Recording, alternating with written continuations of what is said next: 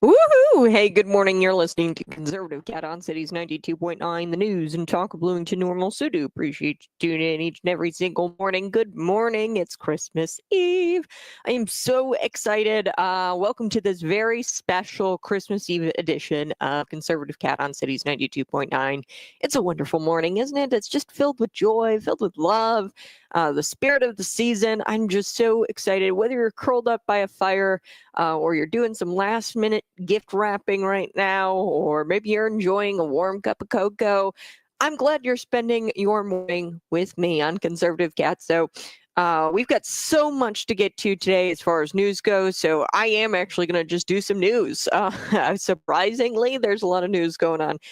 So we are going to be chatting news today, but confession time. And this is today's question. And I want you to text me 309-451-9299, or you can go ahead, find me on YouTube, on Rumble, subscribe to the channel, and throw it in the comments section.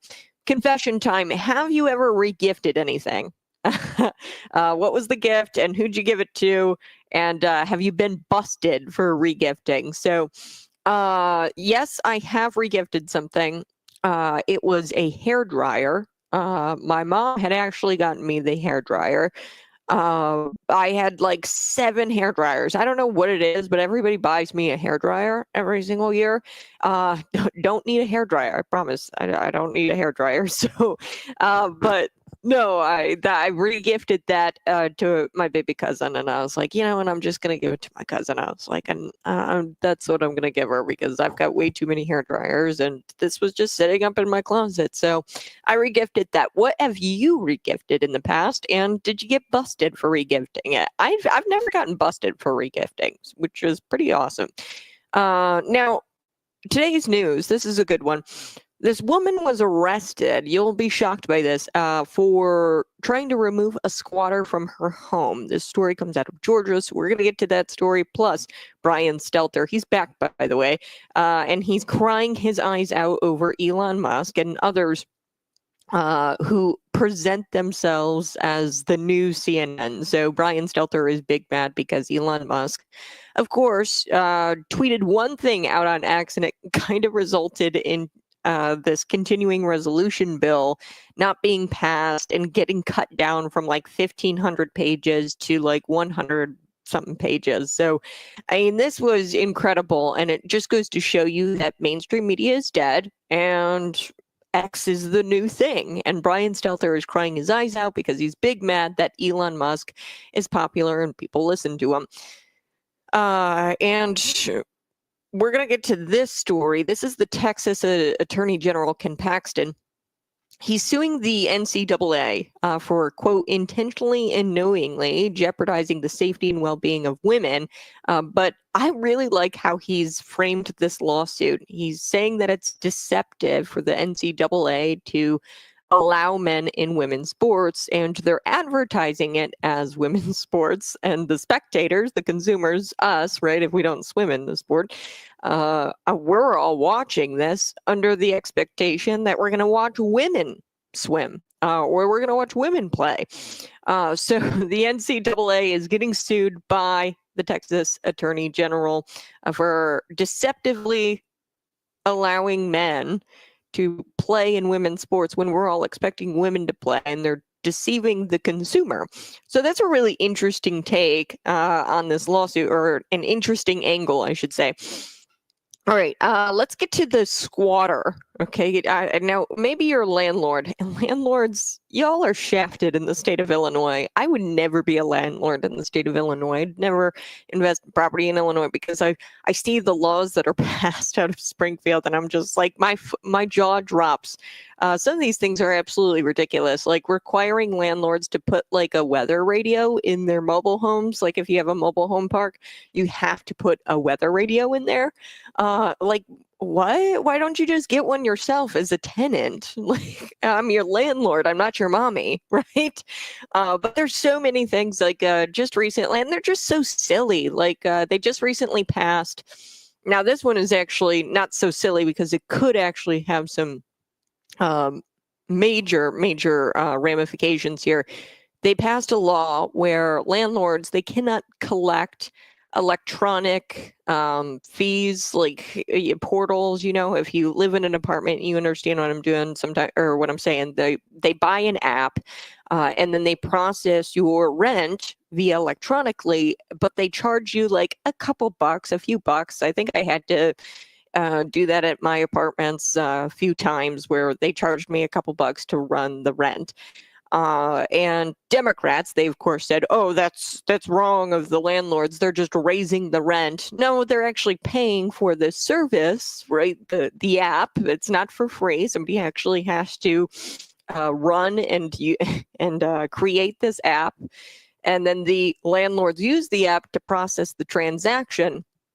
And I mean, they're paying to utilize that service, and then they're passing that cost off to the tenant, which is what you're supposed to do, right? In every sector of the industry, every industry does this. I mean, at the restaurants, right? It costs for them to operate the machinery, or like the ovens and things, and the blenders, right, at the restaurant, and they work that into the cost of the food. So, I mean, yeah, it's not like raising the rent unfairly. They have a cost that they're incurring or that they have to pay as a landlord, and they're passing that cost off to the tenant. But they force you not to do that anymore as a landlord. You cannot pass those costs off to the tenant anymore. And, well, you can, but you also have to provide the option of like a check or cash. You can't force like your tenant into paying only electronically via this app, which a lot of landlords like to only do the electronic stuff because bounce checks, counterfeit bills, fake checks, a lot of that stuff happens because people try to there's really bad people out there in the world, and they try to not pay their rent, and then they'll give you a check that bounces, and then you're screwed out of your income for that month. Okay, so that's Illinois is so unfriendly to landlords, it's not even funny. Sorry, I derailed a little bit, but I do want to talk about this story. In America, homeowners have a right to their property, okay? Landlords are just homeowners. They're owners. However, in America, local governments, I guess now, can de facto seize your property and give it to trespassers solely because of reasons that are totally unconstitutional, and they'll never be constitutional. It's because the trespassers feel a type of way where they might not have anywhere else to go. That's really not my problem as a homeowner, right? So a homeowner in Georgia has been jailed after having the audacity to try to remove the trespasser. Now, let me get this clear here. The homeowner was jailed because she tried to remove the squatter in the home that she owns. She bought with her own money and she rents it out. But this guy or this gal was squatting, and the woman who wasn't squatting, who actually owns the home, went to jail. Okay, so she's been jailed for this. Take a listen. This happened in Georgia. Here we go. A Clayton County attorney spent 2 nights in jail after police arrested her for trying to remove an alleged squatter from her home. Good evening. I'm George Estevez. Hello, I'm Wendy Corona in for Linda Stouffer. That alleged squatter remains in the Clayton County house more than 3 months after an eviction battle began. Channel 2 consumer investigator Justin Gray is here now. And Justin, the homeowner is the one facing criminal charges here, not the squatters. George, the Clayton County homeowner says she showed up to the house because she thought the alleged squatter had finally moved out after losing a court judgment. Instead, the Clayton Sheriff's Department says that homeowner performed an illegal eviction. They've been squatting, and if they have to get somebody killed, they'll do it. Calm down. From Clayton County Sheriff's body camera, you can see the homeowner, Lalitha Hale, taken away to jail, not the alleged squatter at this Livingston Drive home. She's going to be charged with criminal damage to property for all of your belongings, criminal trespass as well for her coming in here. I spent the night on a mat on a concrete floor in deplorable conditions while this woman, this squatter, slept in my home. Lalitha Hale says this all started back in August when she called police after finding Sakimia Johnson in the house. How can she not be a squatter when I don't know this person? I've never had any type of contractual relationship with this person. But a Clayton County magistrate judge ruled under the new Squatter Reform Act, Sakimia Johnson did not qualify as a squatter because she is related to a previous evicted tenant's partner. I was renting this citation about a order. All right, so I wanted to play a little bit of that. That was the local reporting of it. According to Post Millennial, police arrested a woman and charged her with criminal trespass after she tried to move back into her home where this alleged squatter had taken up a resident. She's never had anything to do with her. Lalita Hale told local news, "I spent the night on a concrete mat, or on a mat on a concrete floor, and this deplorable alleged squatter has not been charged with any kind of criminal act, and she got to sleep in my house. I own that home." And back in my day, this used to be called, criminal trespassing. The tables have turned. Now the homeowner is being charged here with criminal trespassing. So she's considered the criminal in this case, not the squatter. And even worse, this is considered a civil matter by the police. They're calling it a civil matter. So the Clayton County Police, they showed up to Hale's house, the homeowner, on December 9th when the owner attempted to enter. The deputy sheriff suggested to Hale, quote, "I love this. Just think of it from the perspective of the alleged squatter, okay? Not everyone is as fortunate as you are to have a bed, all these little things, a bed in their house, food, a kitchen." This is what the deputy told the homeowner. "Hey, you're kind of a jerk for, wanting to move in and kick this woman out. She's got nowhere else to go. Not everyone is as fortunate as you are. Give me a break." So the battle over occupation rights began in August of this year when Hale first confronted this alleged squatter. So this whole situation kind of started a few months ago. Sakimia Johnson, something like that. She called the police to have her removed. So the squatter called the police to have her removed back in August. Now, you'd think that this would be pretty easy to kind of sort out because Georgia has something that Illinois does not have, I don't believe. I think we haven't really touched a whole lot on the issue of squatting, as far as we probably give them rights. I don't know exactly what the law is in Illinois. I'll look it up, but there is something in Georgia, the Georgia Squatter Reform Act, which is written to protect the rights of homeowners in the state. You'd think that it'd be pretty easy to get back into your home, especially considering that Georgia has this law. Nope, the judge here wouldn't call the squatter a squatter because the squatter was related to the partner of the tenant. So she used to have a tenant that was evicted. Okay, so Hale evicted this tenant. She's a landlord. She evicted the tenant, and her contract was with that tenant. Now, this woman who's there was related to the partner of the tenant. So there was a partner of the tenant, I don't know, a spouse of some kind.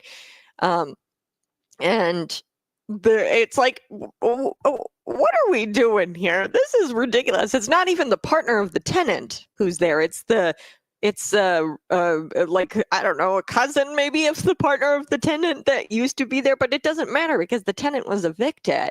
So why in the world? You've got no constitutional rights. You've got no constitutional rights, and judges out there are going to be making arbitrary exceptions to this law, the Georgia Reform Act, or Squatter Reform Act. And this judge is just clearly misinterpreting this and just being insane. What do you mean you're not going to call this person a squatter? Because it's like they've got a loose relationship with the tenant that was evicted? Give me a break. You can't make this level of stupidity up. So since when do we have officers and judges in this country that can essentially seize property and give it to people who should not be there? That's what we've got here. We've got officers and judges seizing property and giving it to people who have no reason to be there. They should not be there. They didn't pay to be there. The homeowner made it clear she wants them out. But none of this matters because the officer has already said that they're concerned with the feelings of the trespasser. Okay, remember the quote that I gave you of the officer where he says, just think about how less fortunate she is. And I've never really understood this about progressive politics, and their whole policies and their priorities are all screwed up because they're always reliant on deranged, indescribable feelings. Okay, the trespasser feels deranged. She has a deranged feeling that she is entitled to that space, that house.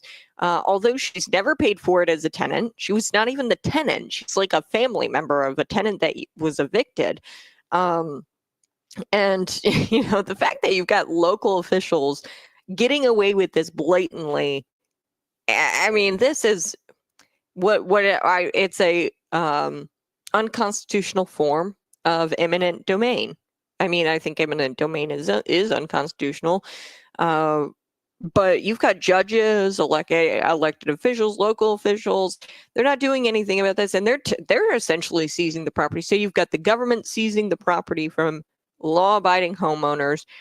Oh, well, I've got to take a quick break, but we're going to come back and we're going to cover some more news today. I do want to get to Brian Stelter. He's big mad. He's crying because Elon Musk, big bad Elon Musk, he's better than CNN. And I hate that. That's, Brian Stelter and CNN.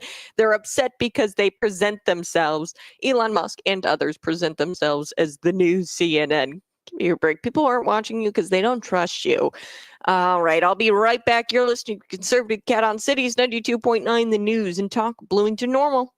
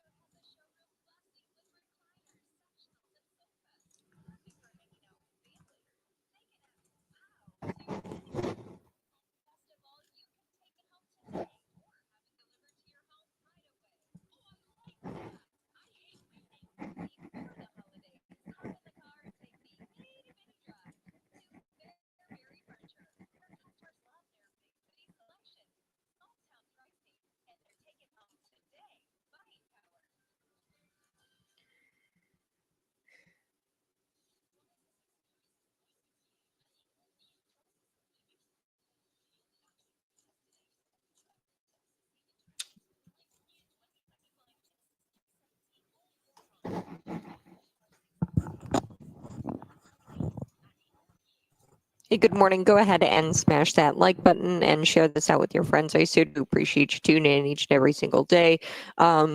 Merry Christmas. So do appreciate you tuning in.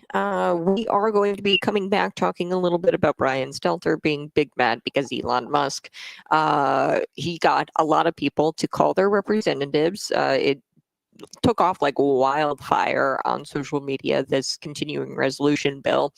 And now constituents, they felt like they were emboldened because of Elon Musk's tweet about, hey, there's 40% raises for Congress members hidden in this continuing resolution bill. They're trying to sneak that in there with this aid that they are planning to provide people in the Southeast who were affected by Hurricane Helene. And that's not right. Cut the pork out, but give the hurricane victims their money. And constituents were upset about that, probably because we've gone through one of the biggest inflationary periods of, I mean, this is the worst inflation pretty much in modern American history, if not American history. So you've got people really upset about that, but yet the congressmen gave themselves raises, although they're the reason why we have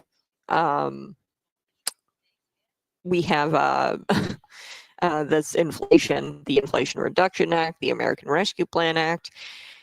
Now, before I get into all of that, I am going to come back and we're going to talk about Illinois and the squatting rights, okay, what the law is here. Now, there was a Senate bill back in the spring of 2024 that they were trying to get out of there, and unfortunately, it went nowhere.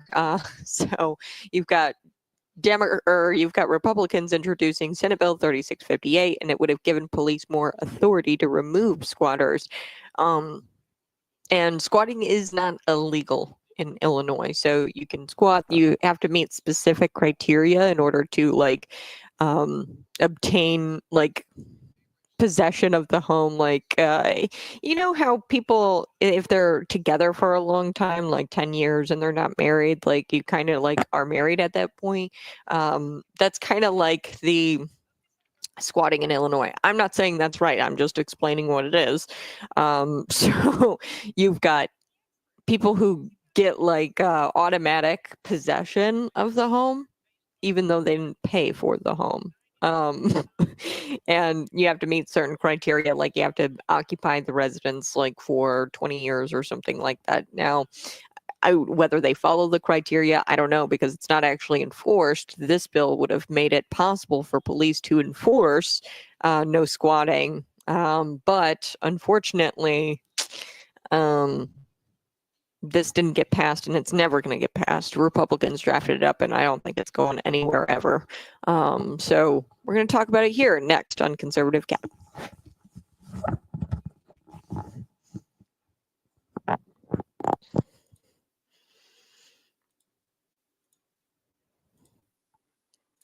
Woo! Hey, good morning. You're listening to Conservative Cat on Cities 92.9 News and Talk Bloomington Normal. Good morning. Good morning. Maybe you're doing some last minute gift wrapping. Maybe you're warming yourself up with a nice cup of hot cocoa. I'm so glad you're joining me for this holiday. It's a very special Christmas Eve edition of Conservative Cat. Go ahead, smash that like button on YouTube and on Rumble. Find me there and subscribe to the channel. Now, I do want talk a little bit about, I told you I was going to look up the law in Illinois. I knew that this was going on in the spring session, the spring legislative session here in the state of Illinois. They've got Senate Bill 3658. It didn't go anywhere. It was a Republican-sponsored bill, and they were supposed to consider this bill. The Senate, they never did. It never got anywhere. It went to the Assignments Committee where bills go to die. And Dave Syverson and a lot of Republicans drafted up this bill. And what this bill would have done was given the police the authority to remove squatters, or to at least police squatting and understand, and to go in there and see if they meet the definition of a squatter. So squatting is not illegal in Illinois, which is ridiculous to me. I don't understand. So you know how people, they never get married, and then after a certain amount of years, it's considered like a marriage almost. So 10 plus years or something like that. I don't know. I'm throwing a number out. But they're de facto married in the eyes of the state. it's kind of like this. If you occupy a place for 20 plus years, I guess you like de facto get possession of that property, which is wild to me. I don't understand how that all works. How do you obtain a property by not paying for that property? I don't know. It's bizarre to me. But squatting's not illegal. They tried to give police more authority over squatting to kind of just police it and to see if the squatters meet the criteria that here in the state of Illinois allows them to squat like that. But yeah, this is just janky. All of it is really janky. It's come on. Homeowners here in America, squatting should not be a thing. It just shouldn't be a thing. In America, local officials are blatantly getting away with this unconstitutional form of eminent domain, and I'm speechless that this woman actually spent the night in a jail, whereas the squatter got to spend the night in her comfy bed in her house. Okay, in her house. The homeowner is being treated like the criminal trespasser and was charged with criminal trespassing, right? And went to jail for it. And you've got the squatter who's just totally, you can stay there. It's because you're less fortunate than the homeowner. So we're going to let you stay there, even though you didn't pay for anything. All right. December birthday blues. Have you got a birthday in December? Well, I'm sorry about that, because apparently you kind of get shafted. You get the short end of the stick when it comes to presents. Thanks to a little old holiday called Christmas, people with December birthdays get the short end of the stick when it comes to present, especially those whose birthdays are closer to the holiday. So study shows that people with December birthdays, they actually get an average of 4 gifts, whereas somebody who's not born in the month of December, you get an average of 6 gifts on your birthday. So that means the average December born person will miss out on an average 160 birthday gifts in their lifetime. So yeah, compared to somebody else. So if you're a December born person, you're going to miss out on 160 birthday gifts in your lifetime in comparison to somebody who's not December born. They're gonna get those 160 gifts. So bah humbug. I feel so bad for you guys with the December birthdays, but hopefully, like, here's what I do. My husband, he's born in December. I just give him I don't give him as many gifts, but I give him a real nice gift for his birthday, and then a real nice gift for Christmas, just like one each. So I don't go crazy for birthdays because I know that Christmas is coming up. So I guess I do shaft him out of the number, I say, of Christmas gifts. Now, before I took the break, I was telling you a little bit about Brian Stelter, and now he's crying. He's crying. He's really struggling to grasp how the media has become super irrelevant. Nobody's watching CNN anymore. Nobody's watching MSNBC. You're watching independent news programs because we're just like you, right? This program is, I'm just like you. I live in your communities. And Brian Stelters of the world, they're elitists, and they just care about the Democrat strategists' talking points that they get in their emails every morning, and then they report on that stuff. So the media is in the deniable, there's stages of grief. They're denying that they're irrelevant. And social media is king. And the social media is actually in charge of killing this 1,500-page spending bill. And that's all thanks to Elon Musk. Actually, let's take a listen to Brian Stelter. Wah, wah, wah. He's oftentimes relying on random anonymous accounts, these websites, these users on X who are trying to present themselves as the new CNN, the new New York Times, but have no research behind them, no backing, no institutional knowledge. And I understand that for Musk, that's really appealing. It's exciting on his platform, but he ends up misleading a lot of people. It is striking how he does seem to be learning about lawmaking in real time. And just a moment ago, he tweeted about all the coverage of him in the last 24 hours. There's been all these questions, Dana. Is he the real president-elect? Is he the shadow president? Well, Musk responded on X. He says, the political and legacy media puppets are all echoing the same idea, parroting the same message. trying to drive a wedge between Trump and me, and Musk adds, they will fail. I don't think anybody's trying to drive a wedge except those Democrats who are saying it.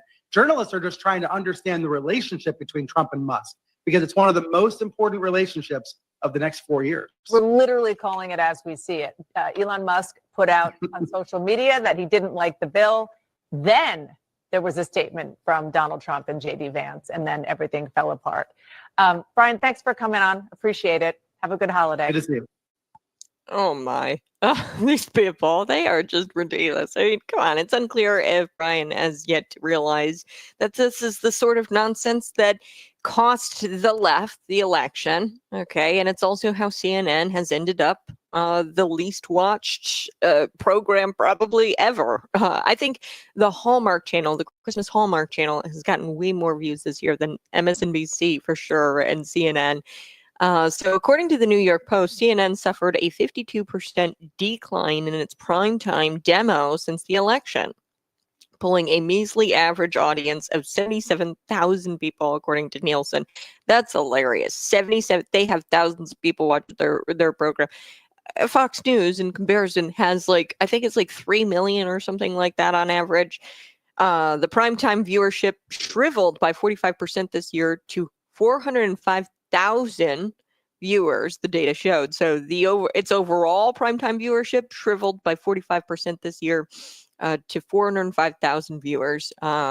Just 11% of cable news viewers tuned in to CNN's primetime shows after Trump's election win, lagging behind left-leaning rival MSNBC's 16%. So they only have 11% of people watching. MSNBC is 16% of their viewers tuning in right after the Trump election. So the fact that CNN has the worst rating than MSNBC is completely unfathomable and deeply, deeply telling.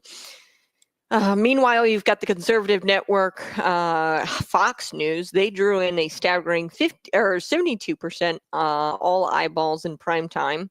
And then CNN attempted actually to paint a rosier picture of this just complete mess that they've got over there. Okay, they tried to say that they were the top five networks. Yeah, but there's such a discrepancy. You might be in the top five, but when Fox News is pulling in millions of viewers, and you've got the 72,000 or what was it, 77,000? That's insane. Since the election, it went down to 77,000. Prior to the election this year, it was 405,000. That's shriveled up, and it's even further shriveled up now after the election. And you've got, Fox News just dominating in the cable news space. But I think really independent media is the way of the future. And it's so clear because Elon Musk put out one tweet on social media about this bill. And then all of a sudden they had to cut this bill from 1,500 pages to a little over 100 pages. CNN is so disconnected from reality. That's the problem. The network is unable to recognize that the public distrusts them. They literally can't even see it. They're in this denial phase. They're committed to not delivering the truth. They're committed to straight up lying to the American people, and they are beholden to the powers that be. They're nothing more than instruments for the powers that be. Too many organizations are concerned with being politically correct rather than morally and factually correct. That's why you've got CNN plummeting in the ratings. They're too worried about being politically correct, and they're too worried about the Democrat strategists, right? In their inboxes, in their emails. I would love to look through the inbox of a CNN employee because I can guarantee you there's going to just be Democrat strategist press releases. Hey, this is how you need to report on the news. This is how you should do it.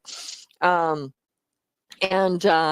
that's why they are losing, because they're not being factually correct. They're not being moral.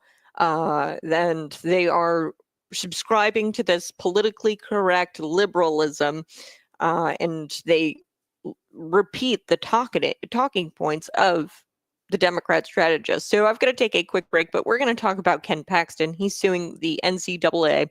I'll Be right back. You're listening to Conservative Cat on Cities 92.9.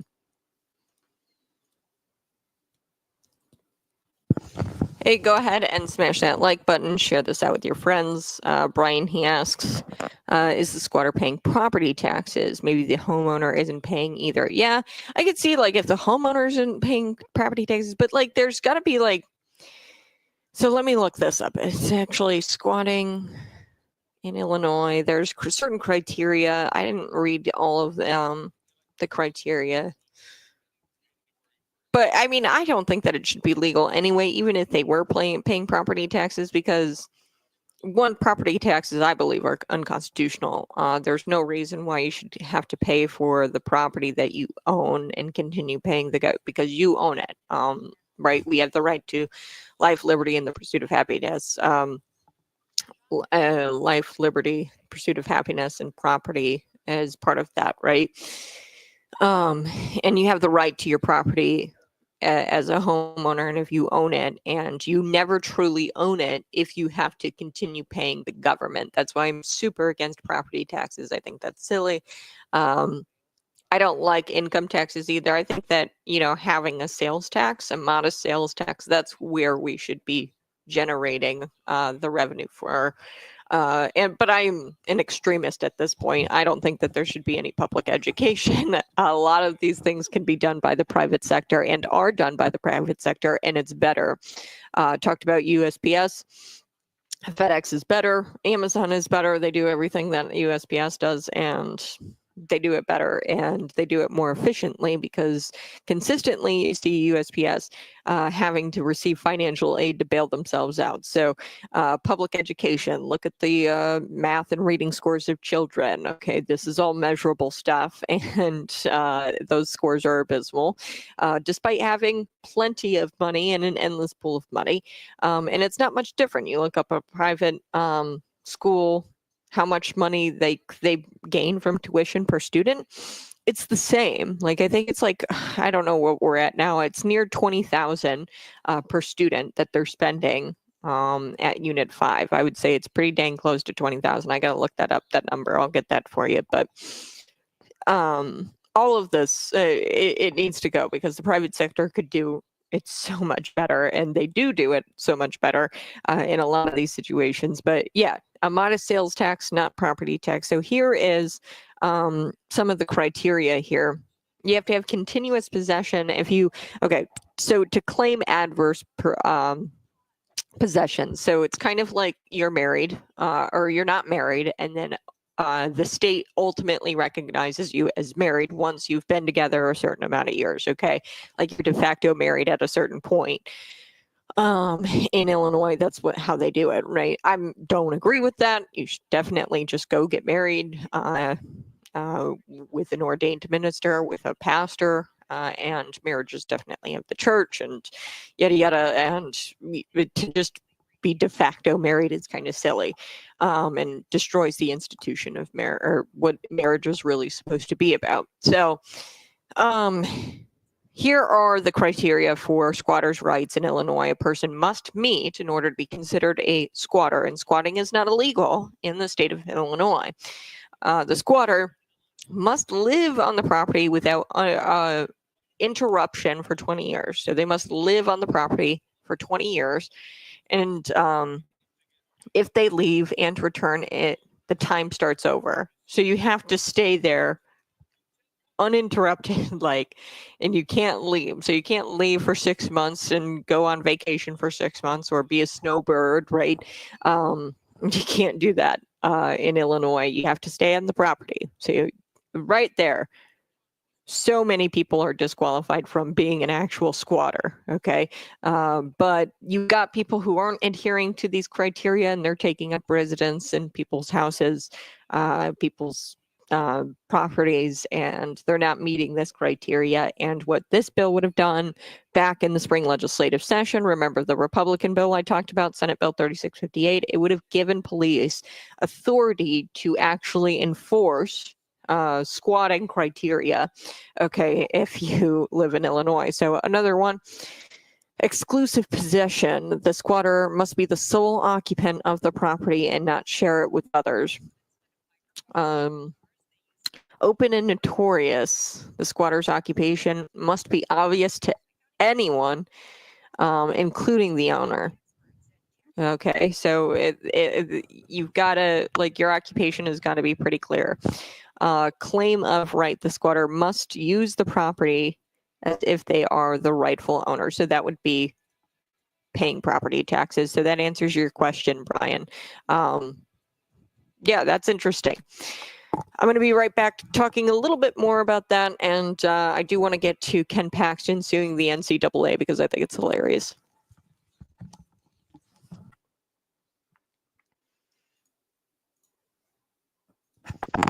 Hey, good morning, guys. I do appreciate you tuning in each and every single morning. And today is Christmas Eve. Good morning, my friends. It's a very special Christmas Eve edition of Conservative Cat. It's a wonderful morning filled of joy and love. And I pray that the Spirit, the Holy Spirit, is with you in this season. He is the reason. Christ is the reason for the season.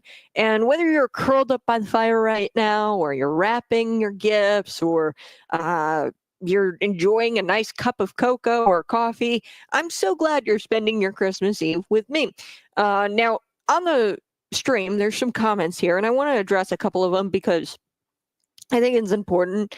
If you're a landlord, you got to know this kind of stuff. And, you know, like I said, Senate Bill 3658, we were talking about squatting because this woman in Georgia, she was arrested and jailed for trespassing on her own property. She tried to evict or get this person off of her property, and this person was a squatter, and the squatter has way more rights because I guess a judge said, oh, she's not technically a squatter, although Georgia has the Squatter Reform Act and it kind of outlaws squatting. The judge, you know, misinterpreted, arbitrarily decided that this person wasn't a squatter and that she could stay there. And the homeowner was the one who was jailed. She didn't get to go stay in her house. She tried to move into her house, but the squatter's there. It was a relation, or somebody who was related to the partner of the tenant who was evicted, by the way. So they evicted, this landlord evicted the tenant. And then this woman, like, randomly shows up to the house and just starts living there. And I guess she's got more rights. Although she's paid property taxes, she's the one who pays for the property and is the rightful owner. She's the one sitting in jail. A lot of you had questions about what goes on in Illinois. So to claim adverse possession, now what is this? It's like if you are in a relationship for a long period of time under the state of Illinois, or like in the eyes of the state, you are married. So if you're like, I don't know what the exact number is, if you're married for like 10 plus years or something like, or if you're in a relationship for 10 plus years, you're like de facto married, and you're married under the eyes of the state, right? So that's the same here. And in Illinois, a squatter or squatter's right, it's in Illinois, a person must meet the following criteria. So the squatter's got to live on the property with no interruptions. Okay, so you've got to live on the property for 20 years. That right there, a lot of the squatters in Illinois are eliminated, right? You don't have a right to be there. Senate Bill, what was it, 3658 would have addressed this because it would have given the police more authority to remove squatters who don't fit in this criteria and don't meet this criteria. So more criteria to be a squatter in Illinois. The squatter must be the sole occupant of the property, and you have to live uninterrupted, like no interruption. So you can't go be a snowbird for 6 months and then come back to the property. And every time you leave, the time starts over. Okay, so if you leave like for 6 months to go be a snowbird, then you come back to the property, it starts over. So it's got to be continuous possession. And then you've also got to have exclusive possession. The squatter must be the sole occupant of the property and not share it with others. Then you also have to be acting as if you are the rightful property owner, which means you pay property taxes. Okay, so I've always said this. I think property taxes are unconstitutional. There's no reason why the government should be forcing me to pay for something that I own. We have the right to property, life, liberty, pursuit of happiness, and we have the right to property. And I don't understand why the government collects a paycheck from you, right? You pay them for something you already own. If we're going to do taxes, I've always said this, it should just be sales tax, little sales tax, and modest sales tax. And we should just cut a lot of sectors within the government. I do have to take a quick break, but when we come back, we're going to wrap up this hour. I told you I was going to tell you a little bit about Ken Paxton. He's suing the NCAA. So that's next on Conservative Cat Cities 92.9, the news and talk Bloomington Normal.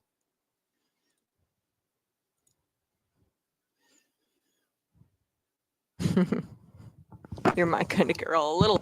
I'm a little far right. I think that a lot of a lot of sectors in the government should be removed, which means that we don't really need things like income tax or property taxes because they shouldn't be collecting as much tax as they are.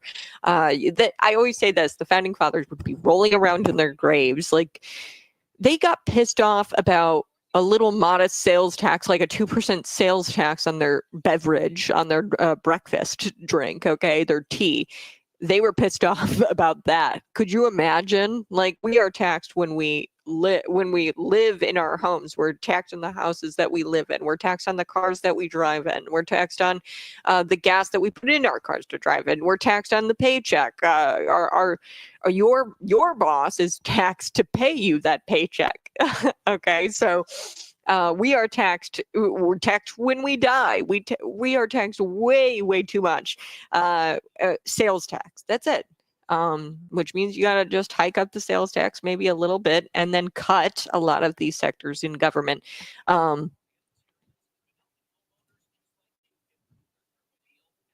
Postal service, street cleaning, schools, police service, street cleaning. Yeah, all of this could probably be privatized, to be honest with you. Where, schools, private schools, right? You pay a tuition. Now, street cleaning is where it kind of gets tough because you'd probably have to, I don't know. I've always thought about this in policing. Now, policing, it would be kind of cool because then I could just get my own private police, right? If I were to be saving the money on the taxes that I'm paying, right? I could just take that money and redirect it and actually just become my own police force, right? I mean, if I had a ton of money, I'd just buy a ton of guns, right? And I'd become my own police force. And I think more and more people would do that, but you would probably pay for a protective detail. That's what I think people should do, or you would be your own protective detail. I understand that police is probably a big one for people in there. You're like, oh, I don't know if we should privatize that, but look at the elitist, right? They all have private details. I think it was Corey. Oh gosh, what's her name? Corey. She's from. I forget her name. Not Booker Brooks, Corey Brooks. No, I forget her name. She had like a.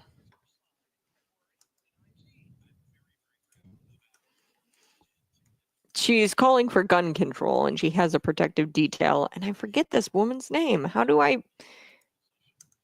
And she lost her election. That's why I don't remember her name. I'm pretty sure she doesn't even. I'll look it up. I'll find it.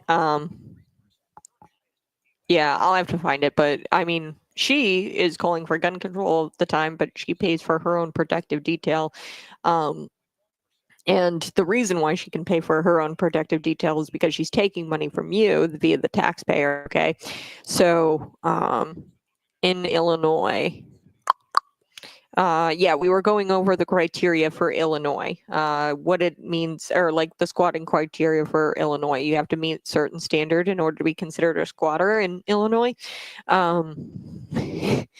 There's also the squatter must be uninvited and unwelcome and must not have permission from the rightful owner to be considered a squatter. Hostile doesn't necessarily mean violent. So they just don't have permission in order to have like squatting rights. You don't have permission to stay there. But you also have to, like, nobody is going to meet this requirement. The continuous possession is the big one that you've got to remember. They've got to stay on the property uninterrupted. So like no vacations, you don't leave the property ever uninterrupted for 20 years. And then you have like continuous or like you have the squatters' rights, or what they call the adverse possession. So like de facto, you're in possession of it. To evict a squatter in Illinois, the property owner can serve an eviction notice to the squatter, file a complaint with the Illinois Circuit Clerk, attend a hearing to present evidence of ownership, have a sheriff forcibly remove the squatter. Here's the thing, though. If they meet like this criteria, it's not illegal. So you can squat in the state of Illinois, which I'm not for. There's states that have outlawed this, like squatting. Like you have to pay for that property. Like there has to have been like a bill of sale or like a transaction that took place in order for you to obtain that property and possess that property. You don't just get it by staying there for a long period of time, right? If we live in a world like that, I don't want to live in a world like that where somebody can just come into my home, take occupancy, and then they're like a squatter and like they get the house. That's ridiculous. Things happen, and you have the right to property, and if you don't want to be somewhere for 20 years, you don't have to be somewhere for 20 years. You can let that thing sit and rot and get termites. That's up to you.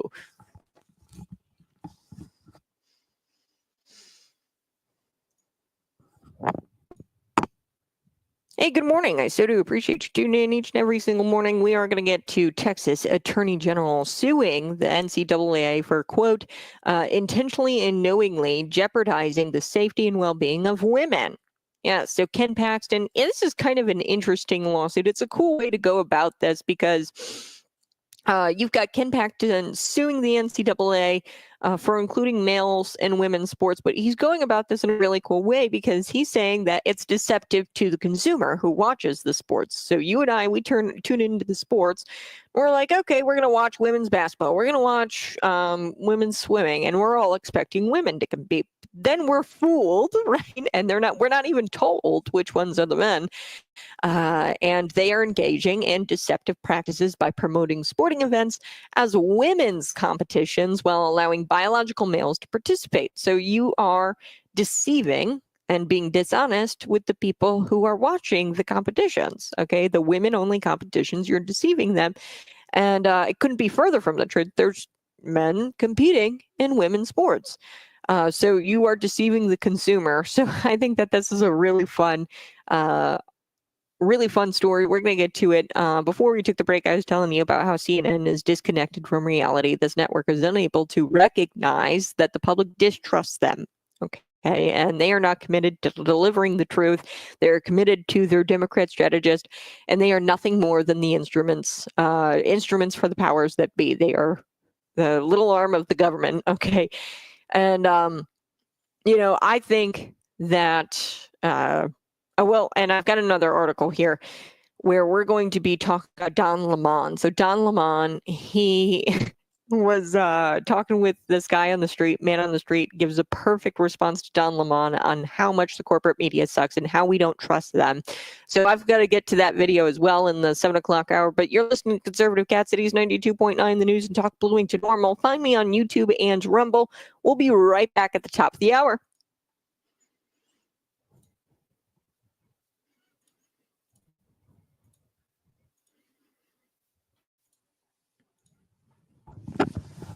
Hey, good morning, sir. Do appreciate you tuning in each and every single day. Yeah, no, squatting. I think that you're shocked about the squatting. Pretty sure, John. But yeah, the squatting, you have all the right to do this. As a squatter, you have to meet certain criteria to be defined as a squatter. And here's the thing, the judge in Georgia, so this all stems from that story in Georgia, the judge there had actually said that she didn't meet the definition. So that's how judges are going to kind of go about this. If squatting were to be made illegal in Illinois, and you met the definition of a squatter, then you would go to jail, right? Because squatting is illegal. Now, squatting is not illegal in Illinois, so therefore you have to meet this criteria in order to be considered a squatter. Otherwise, you're a trespasser. There are things such as squatters' rights in Illinois. So there's a lot of criteria you got to make or meet. Now, this one is interesting. The squatter's occupation must be obvious to anyone. including the owner. So it's got to be clear that they're living there. Like their stuff has got to be in there. There's got to be picture frames on the wall and everything. Yeah, I've had to been there for 20 years. And here's the thing, like I understand, sometimes people like have properties and then they abandon those properties or leave them and they don't like actually live in the properties, but who cares, right? That's mine to do with as I please. If I want to stay somewhere for 40 years and let this place rot and get termites, I'll let this place rot and get termites. I'll be damned if I let somebody come live on my property that I paid for with my money.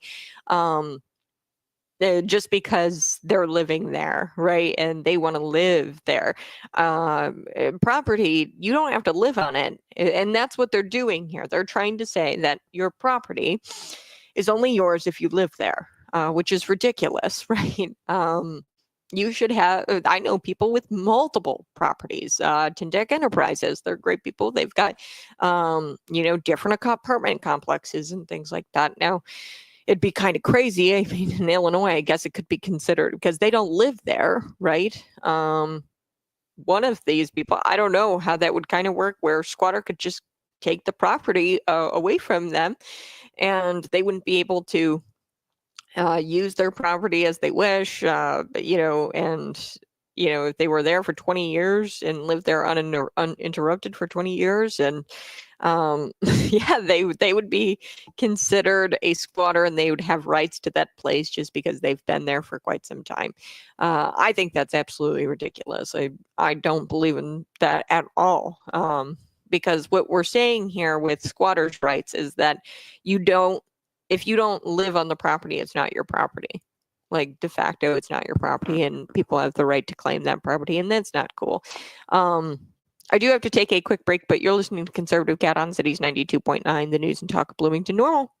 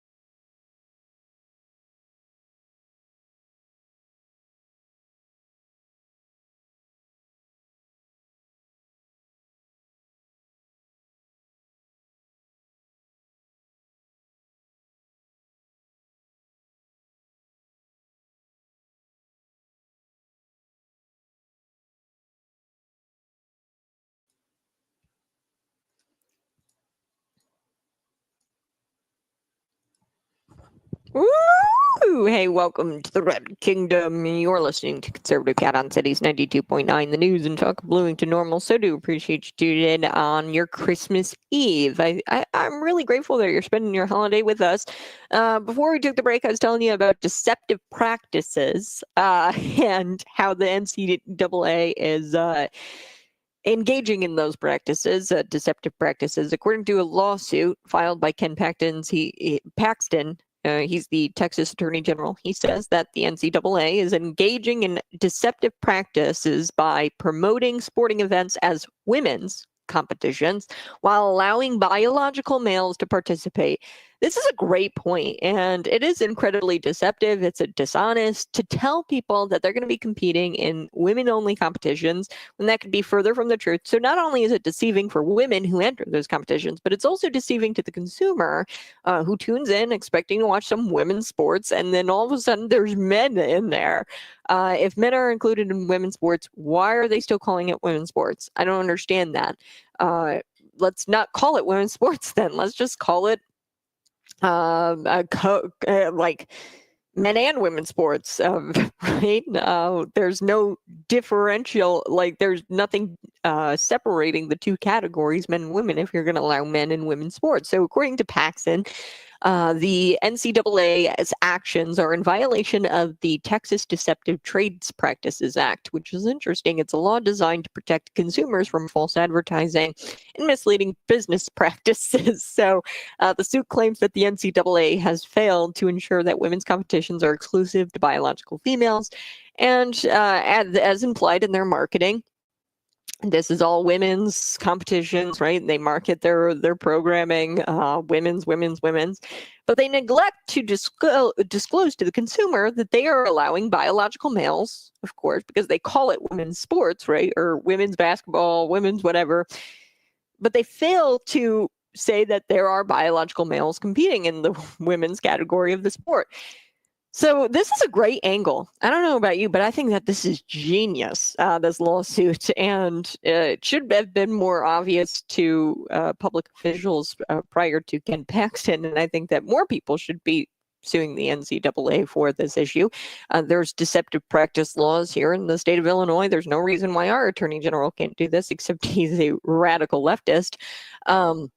Organizations must truthfully advertise their products and their practices to their consumers, and this is indisputable at this point. I mean, clearly, they are deceiving the public and misleading the public, and they are benefiting from fraudulent practices, because if they were to, for example, just disclose that biological men were competing in this, and people were watching it, I feel like there'd probably be less people watching, and they are benefiting definitely from these fraudulent practices.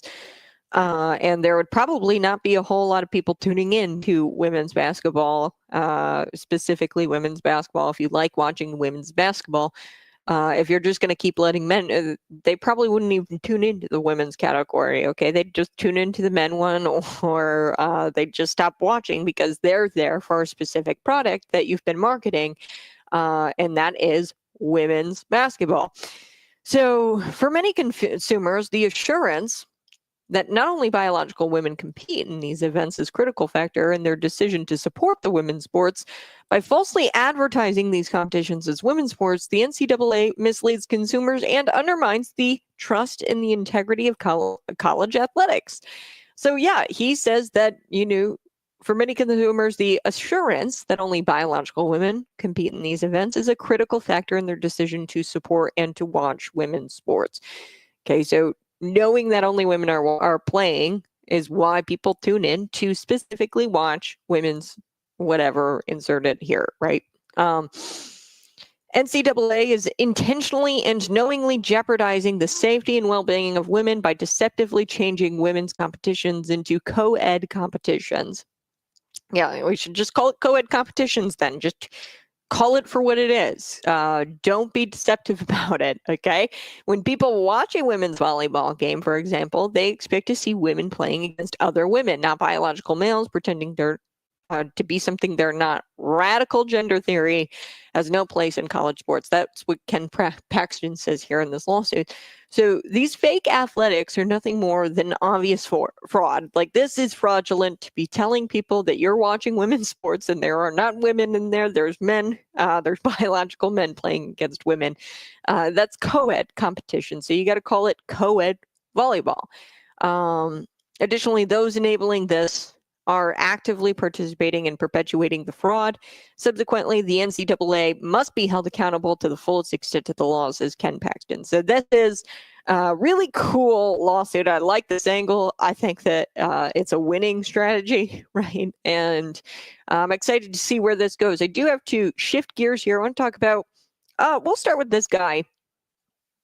I'm going to start with this guy, this man on the street video, Don Lemon. A little bit later, we'll get to the New York governor. I was really upset yesterday, if you guys tuned into the show, about the New York governor and how she claimed that crime was down in New York, despite murder being up by like 200% or something. And she's like, oh, overall crime is down. Okay, yeah, overall crime, but like, your murders are up by 200%, ma'am. Are you insane? You can't say that the subways are safe when murder is up 200%, and especially when a woman was set on fire by an illegal immigrant from Guatemala. I brought you that story yesterday. I was really nervous about doing it because it's one of those stories that your stomach just drops. But I'm going to get to this story because shortly after, just hours after this woman goes up in flames and dies on the scene, the police arrive. She gets out there and she starts tweeting about how awesome she is as a governor and how safe the subways are. And this woman died on the subway by being lit on fire. Lit on fire. One of the most heinous crimes that you could ever think of. It sounds like a nightmare. So we're going to talk about that, but first I want to get to this article. Don Lemon, this is hilarious. He is been reduced to doing like man on the street videos. And this is pretty incredible. Like, it is just so fantastic that you've got Don Lemon out there being reduced to, man on the street interviews, and more and more journalismers, they're suffering, they're getting cut, they're mass layoffs. I just told you about CNN's viewership. So a lot of them are either losing their corporate journalism jobs or they're being reduced to things like man on the street videos, like Don Lemon here. He was going to launch a new show on X, Don Lemon, but he realized that wasn't going to work. His CNN shtick wasn't going to work on Twitter X because people don't like that, and he was never going to get enough followers, and that's probably why he didn't want to launch a show there. So he quit X, and he goes, I'm going over to Blue Sky, right, which is the liberal version of X, which nobody's really on, and it's just an echo chamber. X is actually very down the middle. I mean, it's definitely used to be further left, but it's become more, it's like 50-50 right now. X, there's liberals, there's conservatives on X. So he's doing clips like this with a random guy on the street, and I really like this. I like this clip. I think it's hilarious because I don't think Don Lemon was expecting this guy to answer the way he did. So he's doing man on the street, and they're asking the question, of course, is Elon Musk running the show rather than Donald Trump? Okay, Lemon asked a random guy who the incoming president is or was going to be, and he said Donald Trump or Elon Musk. Lemon followed up by saying that some are saying that Elon Musk is pulling the strings. Yesterday, I talked a lot about how, everybody's talking about Elon Musk and the relationship between Donald Trump and Elon Musk. What I want to know is who is pulling the strings of Joe Biden. We all know that he was a feeble, senile man, right? And there's no way that he was running the country. So who was actually running the country, and who wasn't just had the ear of the president, President Joe Biden, but rather controlled Joe Biden and was pulling the strings of Joe Biden, okay? So a memo went out to corporate media for them to just ask questions over who the real president is, I'm sure. So Democrat strategists, they sent out a memo and they said, hey, we're spinning the story here where Elon Musk went out on Twitter and told people to contact their representatives, told constituents to contact their representatives about the continuing resolution bill. This continuing resolution bill included 40% raises for members of Congress, and people were peeved off about that because you didn't get a raise because of the inflation, right? If you got a raise from your job, it was eaten up by inflation, and you have your Congress members to thank for that because they voted for crap bills like the Inflation Reduction Act and the American Rescue Plan Act.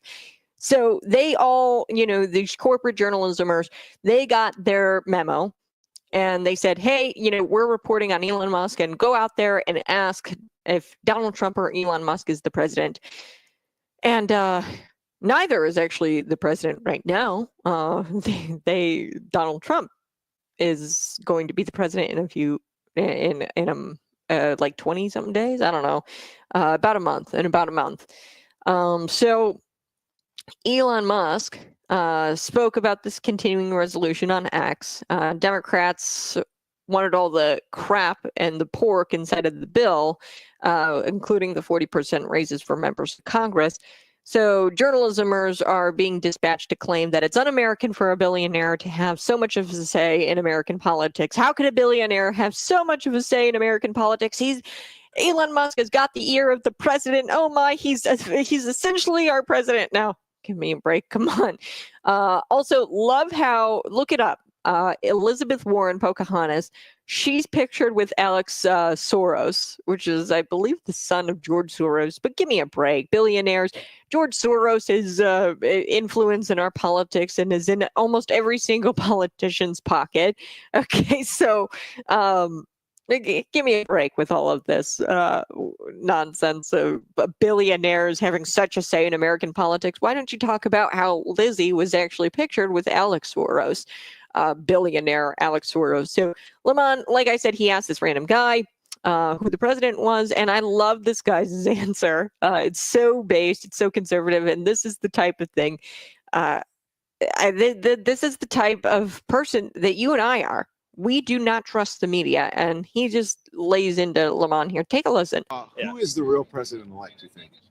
Donald Trump won, I believe. Democratic lawmakers in Washington are calling Elon Musk President Musk now, and they're saying Donald Trump is the vice president or the head of communications. What's? Wait a second. No one said that.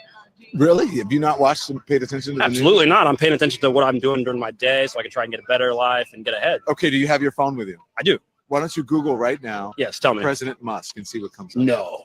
But that's already a loaded question, you realize. Tell me, give me the sources. Axios, Business Insider. Oh. We don't trust Keep any going, of these. The keep common going, man doesn't keep trust going, any of this. Keep going. ABC News, Oh, Washington keep Post, going. New York Times, Oh, keep going. The Atlantic. Oh, I don't trust any of these. Oh. I don't trust any of them. Okay. I don't trust any of these. We're the common man. We don't trust any of these. No one trusts the government. No one trusts the common news. We don't trust any of that anymore. Well, Independent news, we are the ones that own the news now. People trust me. They don't trust MSNBC because I care and I'm actually one of them. Can't disagree with you. Okay. Because Well then. I get a lot of people coming to me saying, I only watch, I don't watch corporate media anymore. Right. Yeah, I got a lot of people coming to me. All of a sudden it turns face. I don't think that Don Lemon was prepared for that answer, but I love this video. I think that this is the best video on the internet right now. I do have to take a quick break. You're listening to Conservative Cat on Cities 92.9. We'll be right back. I'm going to wrap this story up, and then I also want to get to, of course, Governor Kathy Hochul out from New York. She claims that crime is down, and then she touted herself as this superhero who got crime to go down on New York subways, but she touted this on social media shortly after a woman burned alive on a subway, quite literally died, arrived on the scene, cops did, and then they found her dead. And this all happened on a subway. And it gets richer, folks, because this story, I provided you the story yesterday, and I didn't know this because I don't know New York subways, right? I've never been to New York, don't plan on it ever. But it's the same subway that Daniel Penny was on. I guess it's the same subway number or whatever. I don't know exactly how it goes, but no, quite literally, it's the same exact subway Daniel Penny was on. And I'll tell you why this woman burned alive and nobody did anything. There was no Daniel Penny. And the reason why there's no Daniel Penny is because people were scared into submission. They're not going to, step up when they see something wrong because of what they did to Daniel Penny. They took him to court. They ran him through the mud. They ran his name through the mud. They went after him, called him a racist. for defending his fellow neighbor.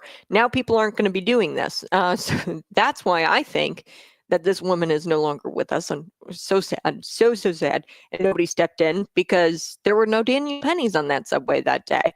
And probably because there's no Daniel Pennies anymore because of what they did to Daniel Penny. They vilified him. So I'll be right back. You're listening to Conservative Cat on Cities 92.9. Hey, go ahead, smash that like button, share this out with your friends. I so do appreciate you tuning in. I would give Musk all the credit he wants, which may not be any. Yeah, it's not really, I wouldn't say it was Elon Musk. I think that it's really just people like sharing things out on independent media and social media, right? And it's like a way of communicating. And that's just influential in getting this continuing resolution. I've told you guys several times, I don't trust Elon Musk.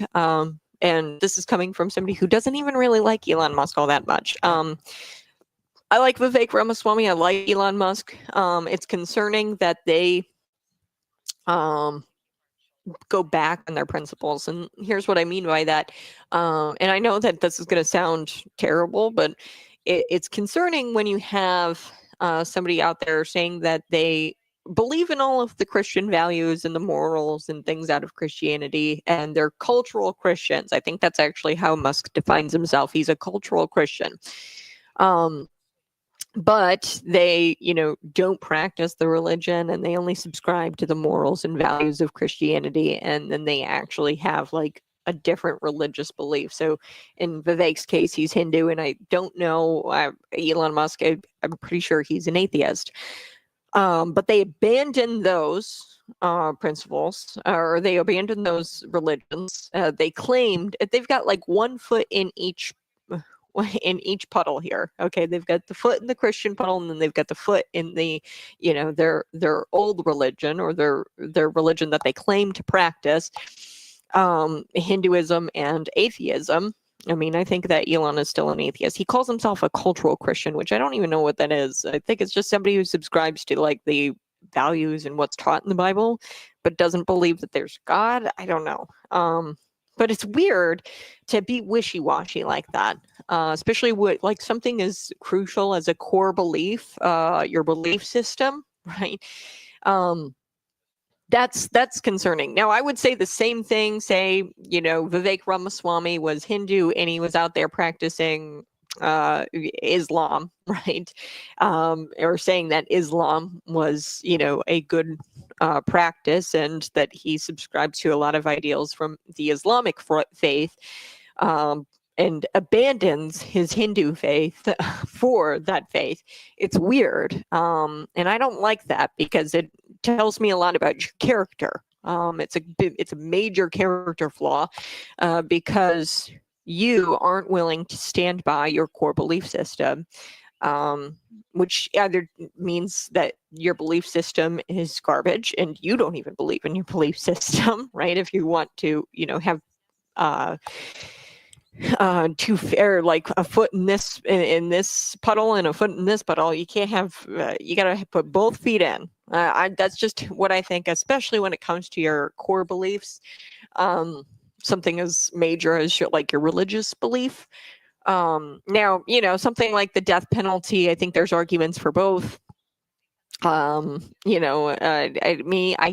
is probably one of those issues where it's like, I see both. And, I'm not really willing to go one way or another on it.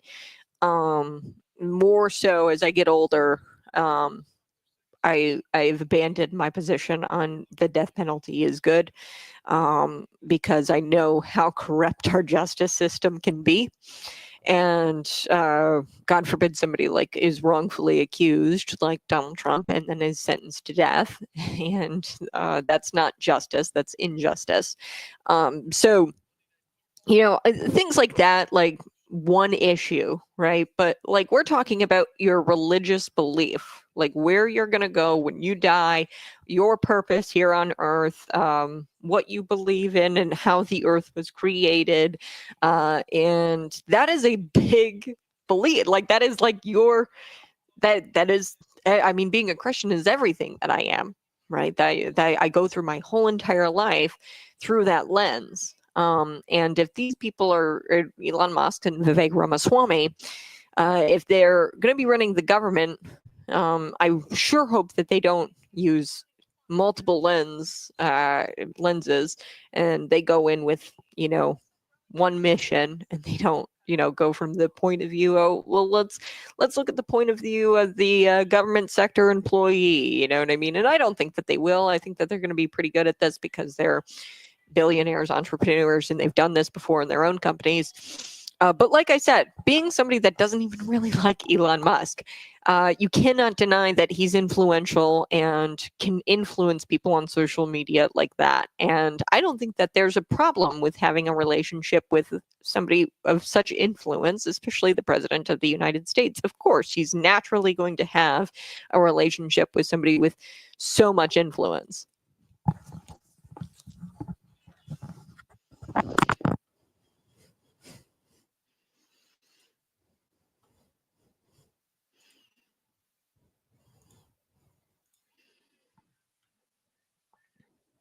Hey, good morning. I so do appreciate you tuning in each and every single morning. Before we took the break, I was playing that video, Don Lemon, man on the street, and this guy on the street was like, hey, independent media is in right now. We don't trust the common media. We don't trust the media establishment. We don't trust Business Insider, Axios. We don't trust The Atlantic. We don't care what they all say because they're out there saying, the corporate media, that Elon Musk is essentially de facto the president, which is so silly because they're not out there talking about who's pulling the strings of Joe Biden, when I'm pretty sure that there were a bunch of cop cars going to the White House to go save Joe Biden. Kamala Harris, she canceled her trip to California, reportedly. And now it's like, whoa, is Joe okay? Where is he? Is he all right? Like, nobody's talking about who's pulling the strings of Joe Biden. Everybody's talking about how Elon Musk and Donald Trump have probably a little friendship going on, and of course they're going to have a friendship. He's going to be the president of the United States. They're both very influential in the United States. I mean, clearly Elon Musk has influence because he tweeted one thing out and got a bunch of constituents to call their representatives to get this CR bill, the continuing resolution bill. He got it cut by a lot. It was like 1,500 pages, and now it was like down to 115, 118 pages, something like that. So I'm willing to give Don Lemon some credit here. Maybe I'll give him like 12% credit, 15% credit. I don't know. Maybe the chance that there is a chance his question was based on how media focuses on things normal people don't care about. Maybe, that's where he was coming at with this question. That's what they should be doing. The media, they should be like, hey, do you care about Elon Musk and Donald Trump's relationship? No, I don't care about Donald Trump's and Elon Musk's relationship. I'm busy going about my day-to-day life. But like I said, it's very close to Christmas. It's the morning before Christmas Day, and I don't want to give him the benefit of the doubt. I'm pretty sure that's not what he was doing, where he was, getting this or asking this question, and he based it on how the media focuses on things that normal people don't care about. I don't think he was going with that angle. Okay. He definitely was trying to get people to say that Elon Musk is the president de facto. Now, Lemon, the reason for his question aside, the man's point here speaks for itself. Let's take a listen one more time to this clip, just because I think it's that great. Take a listen. Here we go. Who is the real president-elect, you think? Donald Trump won, I believe. Democratic lawmakers in Washington are calling Elon Musk President Musk now, and they're saying Donald Trump is the vice president or the head of communications. What's? Wait a second. No one said that. Really? Have you not watched and paid attention to the Absolutely news? not. I'm paying attention to what I'm doing during my day so I can try and get a better life and get ahead. Okay, do you have your phone with you? I do. Why don't you Google right now? Yes, tell me. President Musk and see what comes up. No. But that's already a loaded question, you realize. Tell me, give me the sources. Axios, Business Insider. Oh. We don't trust any of these. The common man doesn't trust any of this. Keep going. ABC News, Oh, Washington keep Post, going. New York Times, Oh, keep going. The Atlantic. Oh. I don't trust any of these. Oh. I don't trust any of them. Okay. I don't trust any of them. That's what he says. And this man, like most Americans, are focused on paying attention to their day-to-day.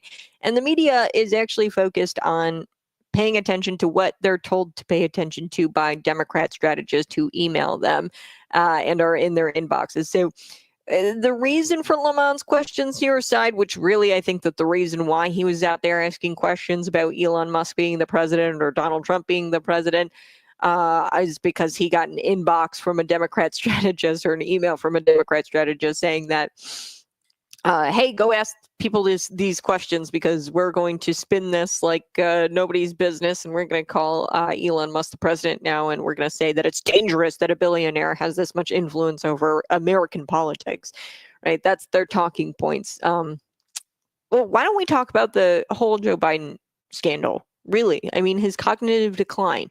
If the media really wants to talk about, who's running the country, actually, we should be talking about the current president, President Joe Biden, and we should be talking about how the Democrat Party, until they needed the media to start calling for Joe Biden to resign or calling for Joe Biden to not run for re-election, it's not fake news that he's cognitively declined when the Democrat Party needed the media to say that, right, that he's experiencing cognitive decline. Then the media started saying that he had cognitive decline after that debate. But the media claimed all that was fake news. Joe Biden's sharp as a tack. He's a young whippersnapper. Yeah, I don't know. That's what the Democrat Party used to say. And then all of a sudden, when the Democrat Party, the Democrat Party and the media, that's what I meant. The media used to say that because it served the Democrat Party to say that he wasn't experiencing mental decline. But when they needed the media to say that that wasn't fake news, they did it. So they are just instruments of the powers that be.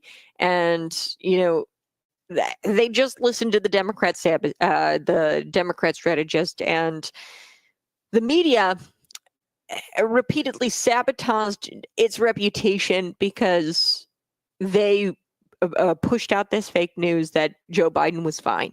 Okay, that's where I think the media really screwed up, and that's where their reputation, they was sabotaged by themselves. No one trusts in this institution anymore because we all saw it with our eyes. Joe Biden fumbling, Joe Biden falling down the stairs of Air Force One. We all saw the video, and they refused to say it out loud, and that's where the trust really started to grow. COVID pandemic, I think that it had. They were lying then. They were lying, saying that you were ingesting horse medication, right? When it's proven that ivermectin actually helps you, and people were trying to get it prescribed. And the real story is that CVS's, Walgreens, they wouldn't fill your prescription of ivermectin, and it's because Big Pharma wanted to sell vaccines. But they're not going to be negative or talk about the downsides to the COVID vaccine. They're not going to talk about the upsides to ivermectin because that doesn't make their largest advertiser, which is Big Pharma, rich. So I've got to take a quick break, but you're listening to Conservative Cat Cities 92.9. This is a special edition. We are here on December 24th, Christmas Eve. I hope you got your hot cocoa, curl up by the fireplace, wrap your gifts. I'll be right back with more news ahead.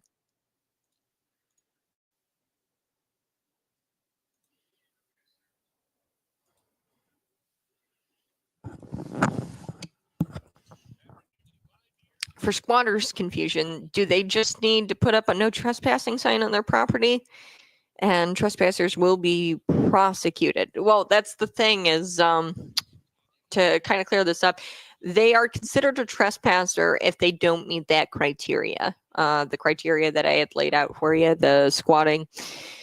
Let me look up that criteria again real quick.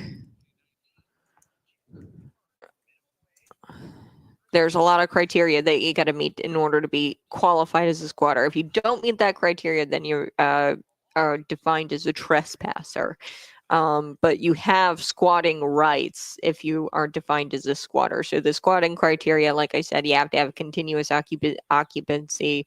You have to occupy the property for a full 20 years without interruption, which means you can't leave the property for 3 months at a time or 2 months or 2 weeks at a time. You can't go on any vacations and you have to occupy the property. and it's got to be known that you are living there, pictures of yourself and your family there for, this is kind of a situation, it's legal here in Illinois, and the only reason why it's legal would be, the situation where somebody has abandoned their home, or abandoned their property and they're not maintaining the property, and then somebody goes in and starts living there. That would be technically a squatter, somebody who goes into the house and occupies the house. And they're not a tenant of any kind. There is no agreement. They have to be there unwanted in order to be considered a squatter. So that means like hostile is the squatter must not have permission from the owner. So there was no lease agreement, no contract made up. It's not somebody who's evicted and they're staying there anyway. That's not how it works. It's the squatter must not have permission from the owner to be on the property. Okay. So this is somebody who has no contract with the property owner, and it's somebody who like just goes there and like doesn't even probably know the property owner. This is just wild. I mean, no illegal activity. The squatter cannot be using the property for illegal activities. There's also property taxes in some situations. Squatter must pay property taxes. So they have to act as if they are the rightful property owner. So as if they are the rightful property owner. And if you act that way, then you are considered like legal, or you have rights as a squatter. Which is stupid, but it's the case in Illinois. I think squatters are dumb. If I want my property to sit vacant and if I want termites to infest the property, then that's what it is, and nobody should be moving into it. Now, I don't know, maybe if you had a no trespassing sign, but what I would imagine a judge says with this no trespassing sign stuff, if you were to put one up, the judge would probably say, if they met all of that criteria, that it doesn't matter that you had the no trespassing sign, because they're not, by definition, a trespasser. They're a squatter, and squatters have rights in the state of Illinois. Stupid. They shouldn't have rights. It's totally unconstitutional to allow people to come onto your property if they didn't pay for that property. And in some cases, they have to pay the property taxes, but not all cases. So they have to act as if they're the rightful owner. So they don't have, in some cases, I guess, they don't have to pay the property taxes. It's really confusing, and I think it's dumb. What would have been awesome was this bill passing, Senate Bill 3658 out of Illinois. It was a Republican bill. It's dead now. But it would have given police authority to remove squatters. Now, what we're running into an issue with is that there are squatters who don't meet this criteria, but nobody's out there policing it and giving the police authority to go in there and remove those squatters if they don't meet the criteria. So they're not even seeking to make squatting illegal in Illinois. The Republicans aren't. That's not what they're doing. They just want police to be able to go in and remove people who are not squatters, or who do not meet that definition or that criteria of squatter. So to remove people who don't meet that definition, because it's illegal in the state to be a squatter, I would imagine this bill just kind of gives police the authority to actually enforce what we've got in the state of Illinois. What we've got now, though, is not squatters like that. It is not a situation where people are living there 20 years, where, the property owner has abandoned it and people are like living in this home. That's not what we're talking about. We're talking about people who do not pay their rent, enter into an agreement with the landlord, do not pay their rent. And when they don't pay their rent, the landlord issues an eviction, but they stay there anyway. Okay, that is not squatting. You're actually not, by definition, a squatter. You are trespassing because you do not meet the criteria of squatting. So you don't have any rights as a trespasser. That's trespassing. You entered into an agreement. You were evicted, legally evicted, and you don't have rights to that property if you're a trespasser. So what we're dealing with is not a squatting issue. We're dealing with people who quite literally are just invading people's homes and properties and wanting to stay there because they don't want to pay money. That's what we're dealing with. We're not dealing with abandoned homes and people living there for 20 plus years and they're squatting. That's what squatting is. What these people are doing are staying in places that they don't want to pay for. That's what this is.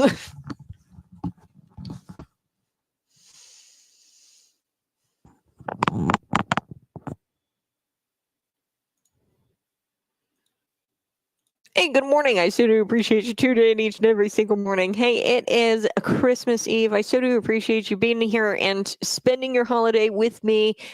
Grab a cup of cocoa, enjoy it, grab the kids, gather around because we are going to be talking about crime in New York. This is a really important story. And, you know, I delivered the story about the woman who was lit on fire in the subway, right?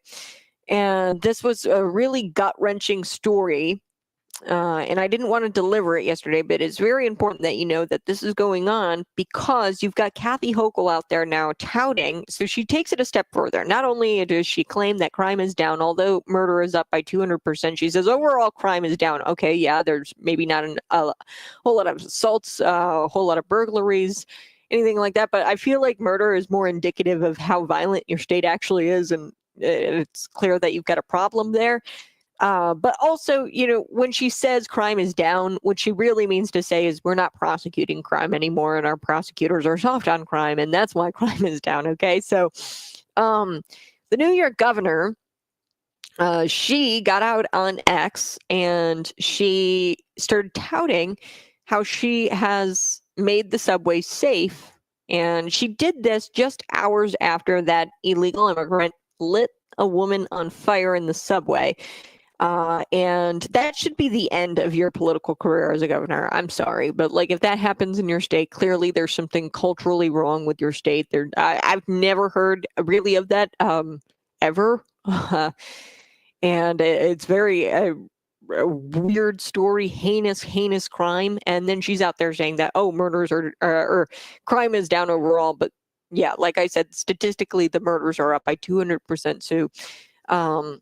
That her political career should be over. Luckily for Kathy Hochul, her political career won't be over because she lives in New York and she's the governor of New York, and people there are low information progressives and they suffer from Stockholm syndrome and they're manipulated and they live on top of each other in Manhattan and Brooklyn, and they continue to allow themselves to be manipulated on the social issues and on feelings, and they put feels over reals and they vote against their self-interest, and they're going to keep Democrats in power. They're going to keep electing and re-electing Democrats.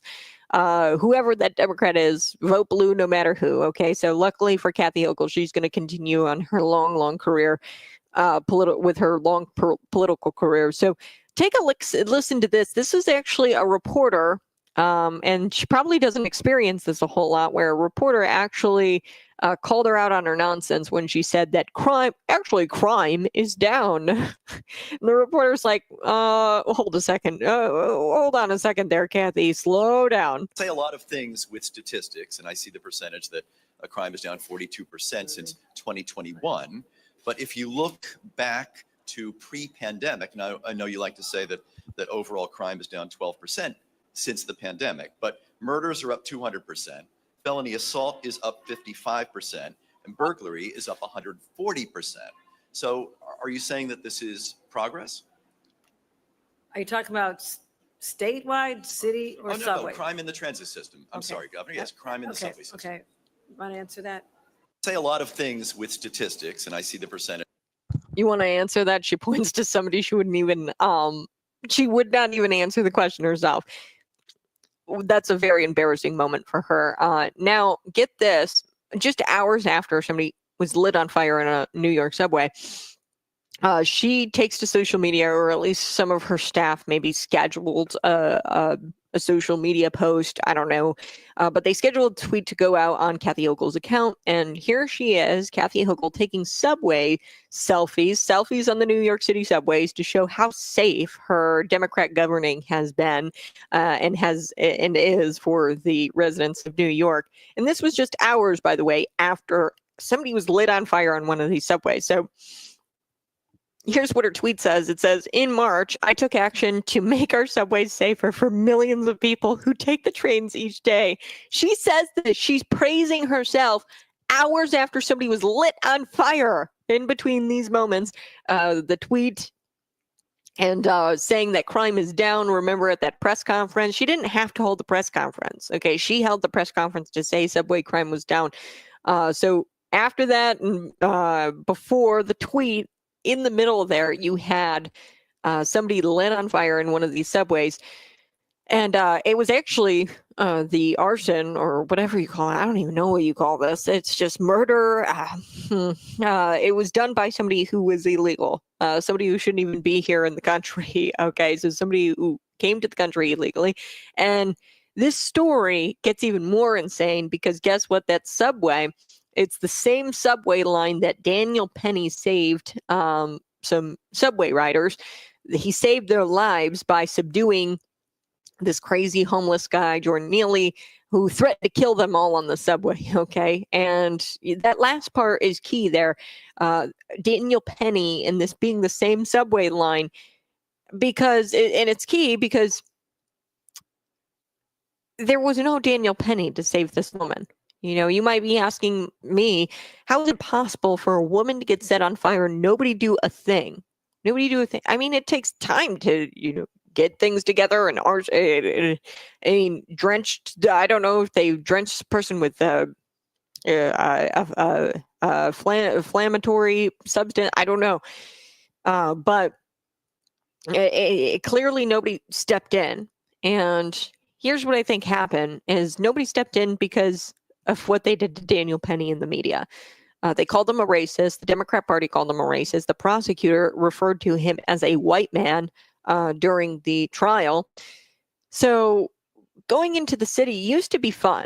Like we live in, Chicago, or we live in Illinois, and you used to go into the city because it's fun and you walk around, and it's supposed to be to do like a fun thing. Now you will not catch me going to Chicago. I will not do it.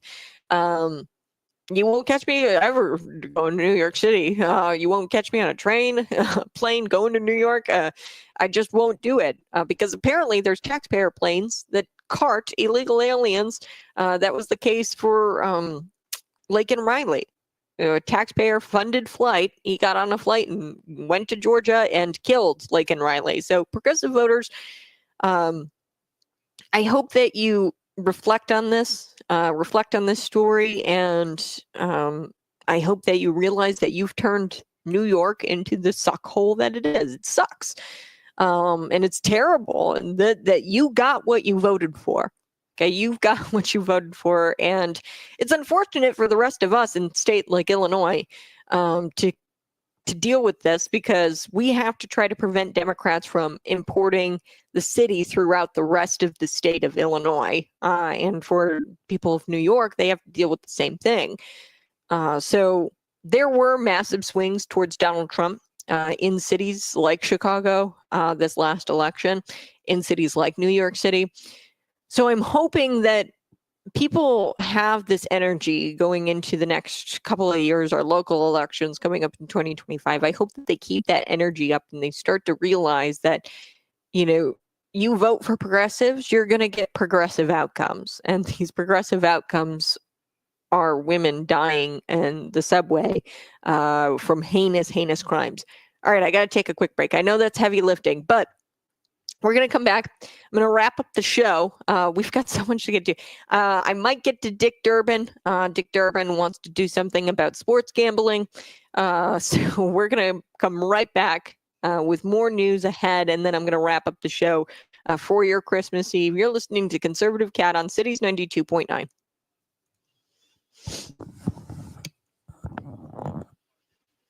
Good morning. It's a double shot of espresso. Yeah, I got a little bit of my coffee here as well. But Merry Christmas to you guys. I really appreciate you tuning in and spending your holidays with me. Tomorrow, I'm going to discuss some housekeeping things. Tomorrow, I will not be live, but I will be live on December 26th, and I have a special. It's actually a special about the book of Esther.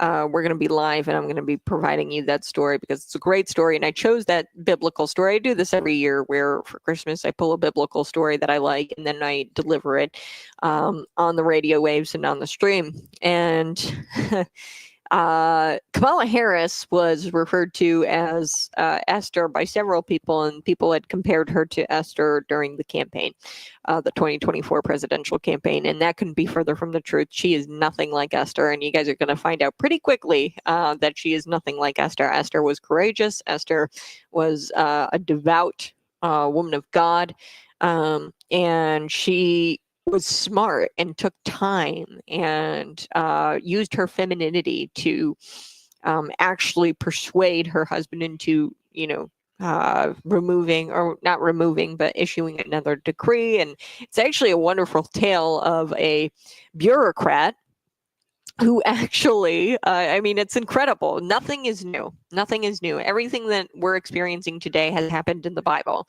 Really, nothing that goes on in our day-to-day life, our politics, our political system, our government, nothing goes on today that hasn't already been done in the Bible or has gone on in the Bible. So there was a high-ranking bureaucrat, a Tony Fauci type. Now, Tony didn't quite do this, but he did kill millions of people, whether that was through negligence or malice, we don't know. He should be asked these questions if it was deliberate, the gain of function research. But they went and they, kind of operated outside of your elected officials, these bureaucrats. And then subsequently, there was the Wuhan virus that was created with taxpayer dollars, and it subsequently killed a lot of people. China virus, the coronavirus, killed a lot of people, devastated lives, caused a pandemic. And, you have your high-ranking official, Tony Fauci, to thank for that. Now, in this story, the story of Esther, and you guys are going to find out more December 26th, but in this story, there's a high-ranking official who writes a decree and wants to annihilate the Jewish people. And he does this kind of without the king's permission, the elected official, I guess. I'm not really elected back in those times, but the actual person in charge of, governing, he kind of does this behind his back. Now, he was given permission by the king because it was his right-hand man who did this, but ultimately what winds up happening, and you'll hear the end, the Jews aren't annihilated because of the work of Esther, and how she does this you'll hear about on December 26th. So Merry Christmas to you. Appreciate you tuning in. We're going to come back. I'm going to wrap this story up. Do I want to talk about sports gambling? I might talk about sports gambling. I don't think I have a whole lot of time. I won't be talking about that, but we'll probably get to it maybe on December 26th, and maybe I'll add that to the December 26th, where essentially what's going on is Dick Durbin is calling for sports gambling operators to pay for things like addiction programs for people, and he is going to want to mandate gambling operators to provide addiction services and to recognize people who are addicted and intervene. Same politicians who we'll talk about it. I think I've got time. The same politicians who say that they want to fix the problem created the problem, because it's really kind of funny. Dick Durbin, his predecessor, and the government, they did a study of the impacts of gambling and gaming. They'll call it gaming. And the negative effects of that. And they found that we shouldn't do it. But here they are, coming up with solutions for the problems that they created again.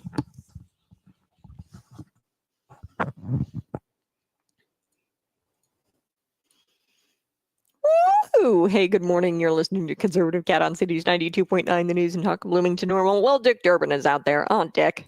So he is out there saying that we need to get gambling operators.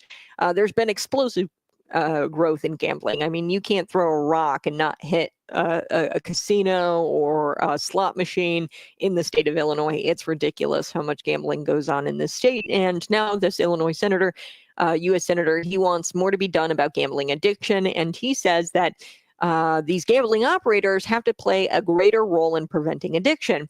Here's the thing, though. These politicians, they do this all of the time. They are the ones who get out there and say, "Oh, they